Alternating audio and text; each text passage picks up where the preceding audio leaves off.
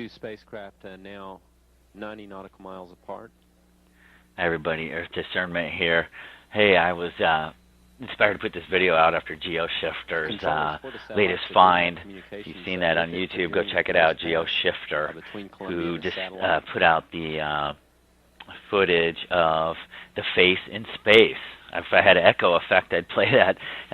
It's really sad, but also hilarious at the same time. The footage from 1983 of the guy's face appearing behind a space shuttle, which was apparently in space for a space shuttle satellite launch. Just pure comedy. I mean, it's pretty obvious that they didn't have the blue screen set up correctly, but it inspired me to say, hey, here's yet another one that sticks out for me when I was a kid that I thought was so strange, could barely believe it. It's the famous tether broke off from the space shuttle and was floating away. This is some of the footage that they chose to show that represents that, and very clearly to me, it looks like something that's under a microscope, like you're looking at something that supposedly is a tether floating away through space. Their commentary was that there's some debris following along with the craft.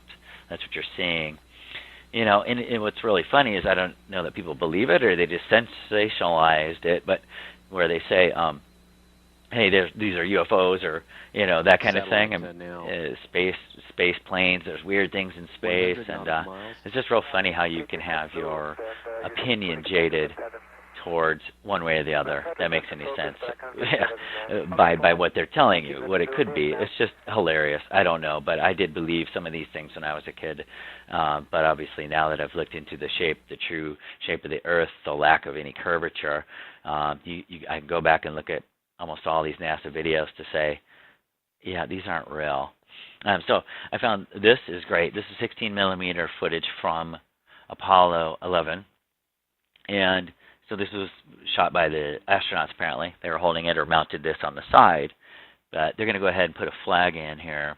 You may have seen this before, but I think it's funny, the pole sticking out, to have it stand out right, and just the way the flag's moving is a little weird. But look how fast they move around. It's certainly moving very quickly, even if the footage is a little, the speed of the film, the rate or whatnot, they're moving really quickly. This is not like the other footage that you would see on the moon.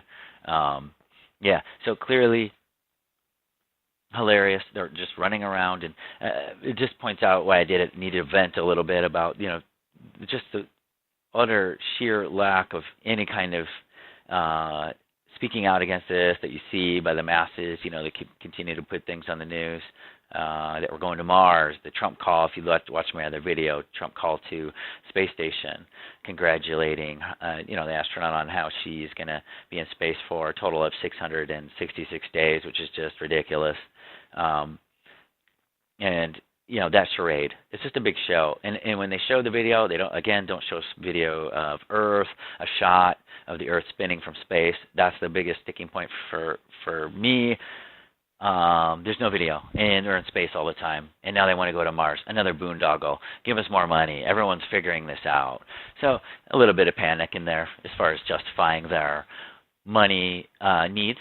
And really, it just needs to be allocated towards things we need. Education, towards true education, towards things that would actually benefit the youth, rather than lies of a fake globe that they force down as the theory to believe. So that being said, what are we going to do about it? Well, we're going to keep after it. We're going to hope everybody kind of wakes up until we decide, hey, that's ridiculous. We don't need the salesman-in-chief making a call to justify the existence of NASA at this point. We need to understand there are smart people.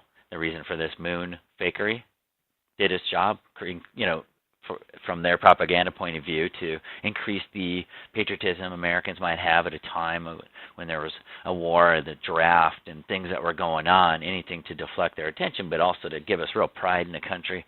Well, that's great, but now to find out that's fake, and maybe some of our the older generation was really believing in that, and now it's come out. But here, this is the same footage, another shot coming up here that is really interesting to me, that this is believable. It's probably held up there as proof of, you know, the Earth being a ball for everyone. This is one of those that would stick in their mind, you know, on the TVs that didn't have good resolution or whatnot, would stick out. So, yeah, you know, you'll see here in a little bit, the camera decides to go ahead and start shaking around after supposedly flying over the moon. You know, they're going to get a better view. So once they get the camera straightened out here, yep. So you can see the fake blue aura around the Earth, the supposed Earth, and the globe they want us to believe.